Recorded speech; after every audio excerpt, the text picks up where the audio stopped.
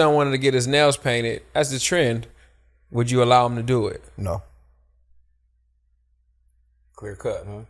What's the explanation? What's the reasoning behind it? Because that's not our code of what a man is.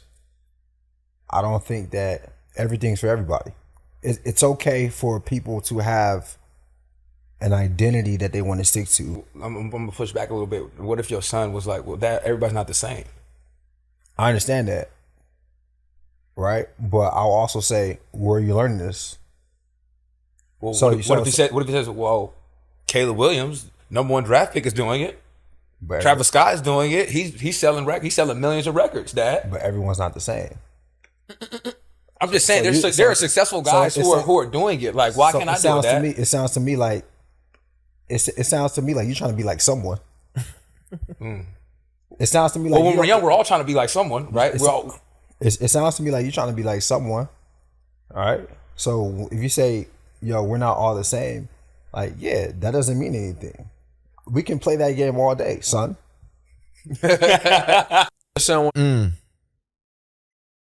This tearing y'all generation up. Hold on, how old is Duke?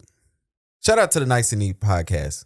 Yeah, it's not tearing our generation up, man. We grew up listening to Prince, Michael Jackson, Boy George, y'all seeing Prince RuPaul. Gay. Y'all called Michael Jackson. No, that y'all was never didn't us. Claim RuPaul.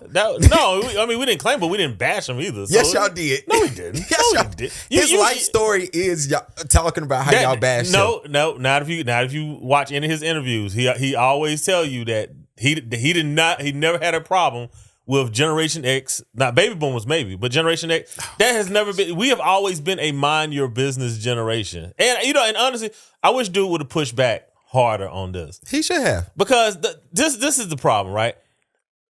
There's always been men that have painted their nails, right? Marilyn Manson, right? But it's always been seen as, eccentric, right? Outside, right? But if that's what you do, that's what you do. I don't know how this is dripping into the black manosphere. And the reason why I added this video is because this is becoming a question that is not on the question on the white manosphere. Now, to be fair, a lot of times talk about that today. A lot of times the white manosphere take their cues from the black manosphere, and no credit is ever given, right? Thank you, algorithms.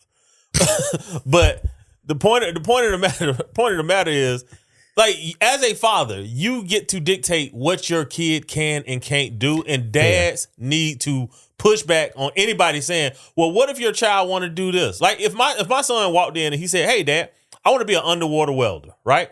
The first question I would ask him is, all right, cool. Where did you get that idea from, right? Because that's outside of the norm, right? Who did you talk to? What did you watch? What did you see that made you curious about this, right? And then we discuss it, right? Because that's a very dangerous job, right? We discuss it. And everybody would say, that is fair, right? But if my son comes in and say, to use your point last week, as a makeup artist, right? Now if I push back and say, okay, where did you get that idea from? What made you think of that? What did you see? Who have you been talking to? Now all of a sudden it's like, well, I think your generation has a problem. No, it's not that. What it really comes down to, if we want to be real with it, if your son says, I want to be an underwater welder, you don't question his manhood on that. You question his manhood if he wants to be a makeup artist, if he wants to be a hairstylist. Hold on. I'll let you talk. No. Hold on, I'll let you talk. Okay, go ahead. The first thing Duke said, when Duke said that, he said, that's not what we say men do. That's the problem that we never address. When he said we, I'm thinking of him and his son. I'm not thinking of him speaking on behalf of black men. Yeah, so that's what I'm saying. I'm talking about him and his son, just like I was talking about you and your son, or me and my son. If they come to us, we had a discussion last week. That's why I'm laughing, because it was in there, and I'm like, damn. And to be fair, I had this conversation with other men. It's not just y'all generation. It's not just men. I think my generation, we're here be like, we don't automatically think like, okay, now are you a man? Or is your manhood in question? Am I going to be judged that my son is known as the baddest makeup artist in the Southeast? We don't question men on that. Like, that's what it is. That's what it comes to. Duke showed it perfectly. It was that one little sentence. That's not what men do. We look at it every time a dude, and it gets down to emasculation, and it always comes down to it. Yo, well, I think it's emasculation. I don't think I don't think it's the ideal of what's masculine, because masculinity isn't performative. right? Masculinity is your actions. It's who you are. When every time masculinity becomes performative is when we trip over ourselves and when we mess up, right? Like if someone says, well, I'll kick your ass, right? That's performative, right? Because fighting is a skill. Fight has nothing to do with your manhood or your masculinity. You could be anybody, and if you're skilled at fighting, you can kick somebody's butt. Right? So that has nothing to do with masculinity. So I think when it's the stereotype of masculinity or it's performative, then yeah, we trip over ourselves. But the ideal, what I want to focus on here, the ideal that a father cannot force it. I could not wear 4 times size jeans when I was in my parents' house. Absolutely. I could not wear. That was a mandate from them. They could not be hanging off of my butt. That was a mandate from my dad. I couldn't do it. It doesn't matter if everybody's doing it. Doesn't matter is how it's being seen. It's, hey, this is my rule for you. And I think fathers are allowed to say, you know what? Because again, right, this is becoming a thing in our community, right? The kid that got drafted by the 76ers from Duke, Dwayne Wade, Shaquille O'Neal, Caleb Williams. This is becoming a conversation where I think fathers can just say, hey, do you? But I said my son couldn't. And I don't really have to have a reason outside of that. Outside of, no, you can't. Nah, you don't. But that line he said is why you're always going. This is why this is going to continue to be. And I don't think it should be. I think dads need to just say, hey, like if that's what you wanted to do, right? Not you personally, right? Yeah. But the individual, cool, right? But I also think that the opposite is also true, right? It's not what I want to do. Also, cool. Yeah, it's always that's always going to be the cool way of putting it, because if we keep it real, I can't stop you for doing anything in your house. I can't. You can't stop me from doing whatever I want to do in my house. Absolutely. I think once we bring that conversation to the group, because the first thing I would have asked that dude is, what's unmanly about getting your nails painted?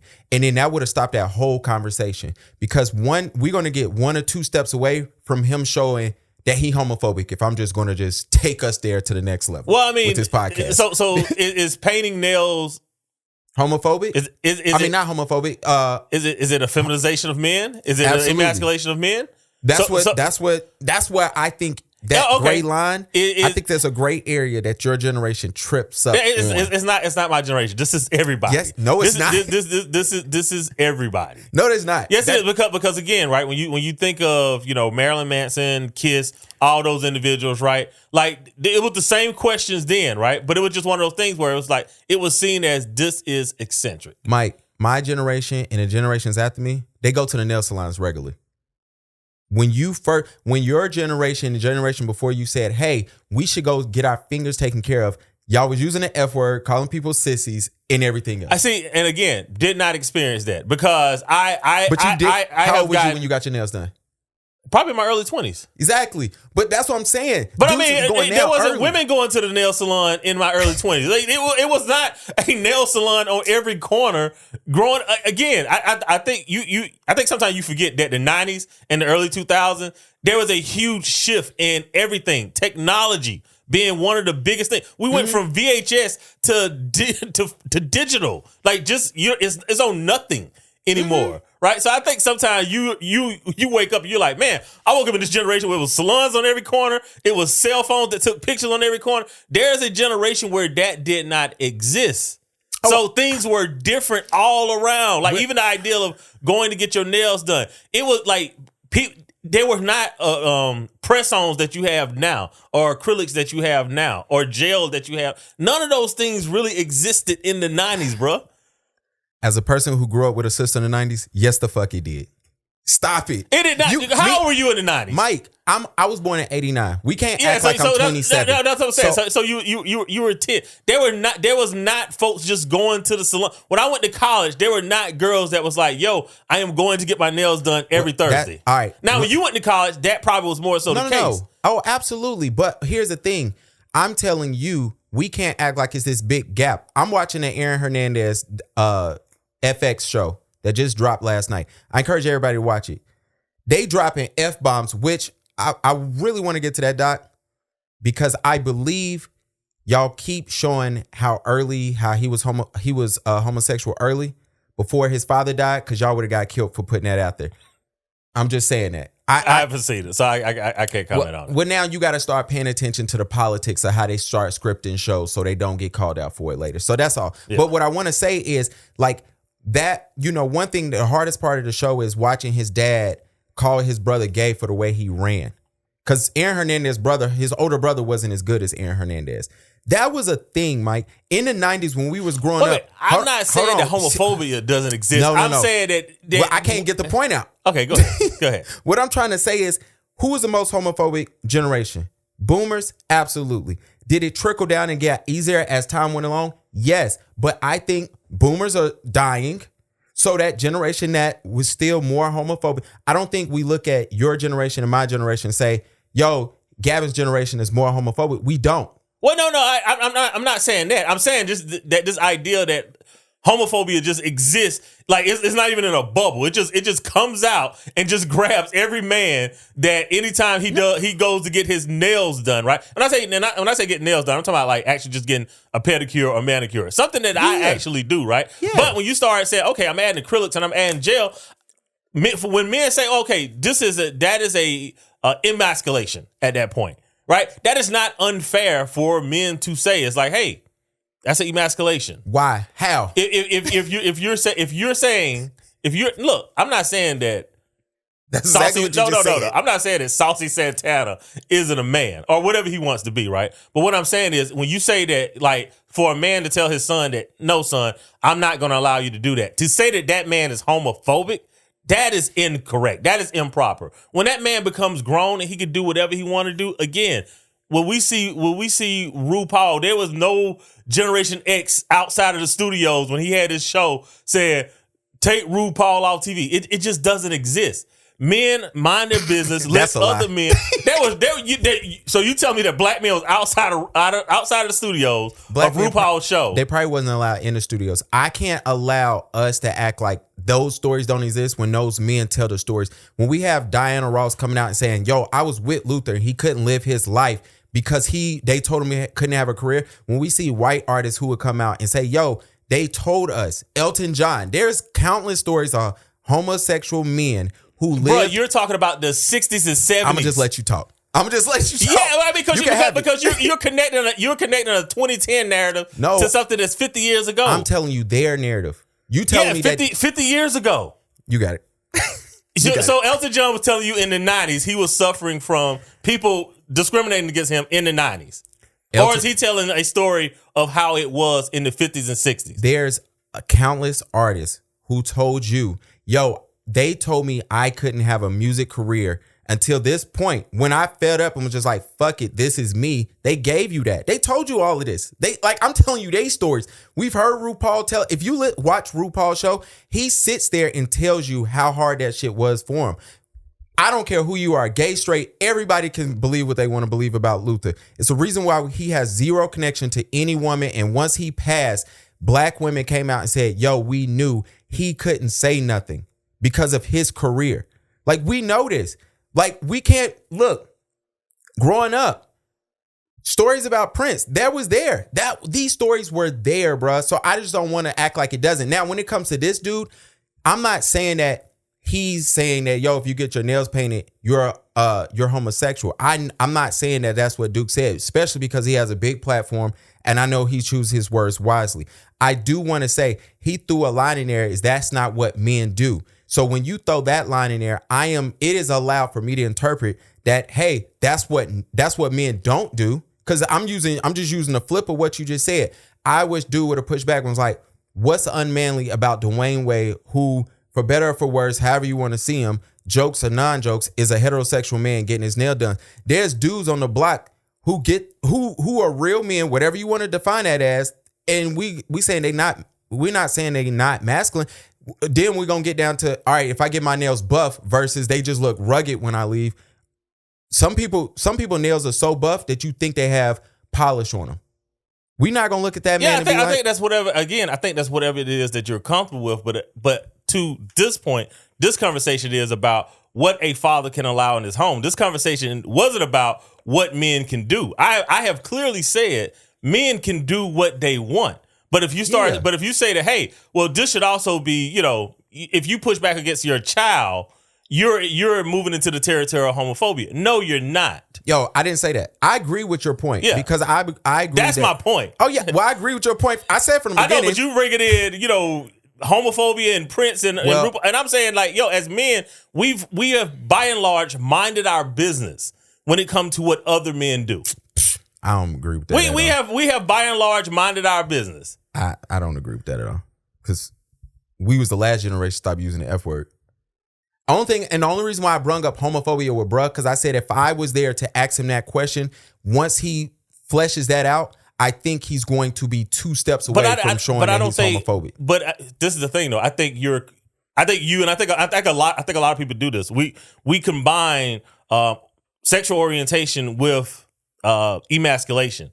And those 2 things can actually exist in 2 separate worlds. Oh, they don't have to exist together. So I think it's an easy reach to say, well, you're reaching over here towards somebody orientation because they're being emasculated. When the truth is, it's like, hey, there is a designed behavior. There's an agreed upon behavior that once you're outside of that agreed upon behavior, you're an outlier at that point, and there's going to be consequences as being an outlier in society. Now, as society changes, it may move towards you, right? But when it doesn't change, you are going to be an outlier. Galileo spent the rest of his life locked up in prison because he said, you know what? The sun does not rotate around the earth, right? Mm-hmm. Eventually, society moves towards him. He gets no benefit from that.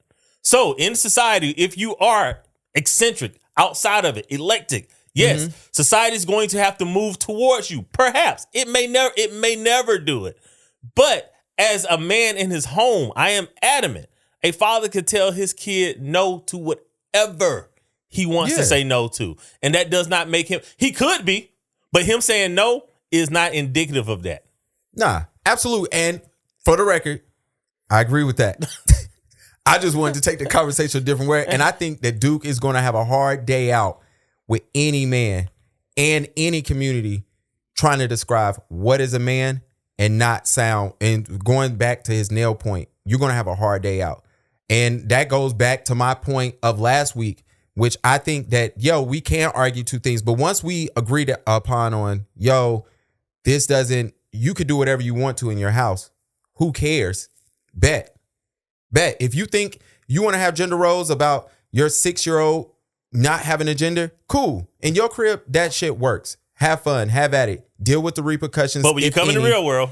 It's not even coming in the real world because you just do what you want in your house. And that's the problem. Or the rest of the world, not the real world. Yeah, the rest of the world. You got to understand when some people might not understand it, but I think the rest of the world got to wake up one day and be like, you know what? Maybe we got that wrong.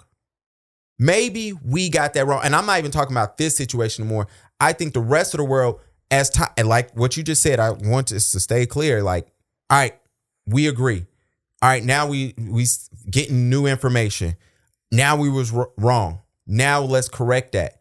And so it is what it is. I think that older men, my point after we got past all of that is, I think older men, and not just you, we talking about my father's age range. We talking about my grandfather's age range. We talking about those men. Sometimes, bruh, you call any older man in his 50s, 60s like, yo, your 20-year-old son is, I saw him in a hairstylist braiding hair. You remember when that was a problem in the 90s? Y'all wouldn't even let men braid hair. That was a thing. That was a thing, man. So much so that in barbershop, or was that beauty shop, that was a whole stigma in the barbershop. Like, yo, you better not be in there braiding hair. We can't act like that generation wasn't alive in the 90s. And I think sometimes when me and you have this conversation, you be acting like, oh, no, that shit didn't exist. And I'm I don't act like it doesn't exist. Yes, but I also make sure that men don't catch the brunt of what a few men do, right? I always am going to hold back on that. Like, yo, are they guys that have done this? Absolutely, right? Were there guys that use, the F word? Yes, absolutely. Like when I grew up, it wasn't even a word based around orientation as much as it was based around just being an insult, a slur, or softness. It wasn't even based around orientation. It became that, right? So like a lot of people were just like, whoa, I mean, I wasn't really expecting that to happen. Same thing with the word, retarded, right? It became a word that we pulled out, right? It was never meant, no one actually meant you were actually slow. It just meant that you did something really stupid and like, come on, like what's going on? So a lot of times when the words are used or when we're using words, there is no ill intent of that specific individual. It is like, hey, I'm just referring to you and what you're doing right now. It is literally just meant to be insulting amongst friends, right? And then you have men that have to fight off that, oh gosh, well, I'm not that way. That's not actually who I am. It's like, well, that's not really what I meant. And that's what I'm saying. I don't let men take the brunt of it. Yes, some men have done these things. The vast majority of us are decent individuals. Okay, I agree with you. Yeah, the vast majority are decent. Even if you want to say like, words that are used, the slurs that are used. We had this conversation like 2 pods ago about private conversations, right? Like, to me, that's not indicative of who somebody is if there's an intent of a private conversation. I don't think that shows like this is who the person is. I think when a person walks outside of their door and interacts in society, that's who that person is, because we don't know who people are when they go back inside them doors. Fact. We only know who they are when they walk outside of it, and that has to be our assumption, not what I wonder what's going on when I don't see them. Like, we can't interact with people like that. Since we beat up that conversation, I want to welcome everybody to the Black Dads Club. This is episode 156, I believe. Don't quote me on that. I put 156 up on the board. I don't know. I want to welcome everybody to the Black Dads Club. I am your co-host, Gavin B, a.k.a. Coke. Y'all saw me in Kentucky. We're going to get to that later.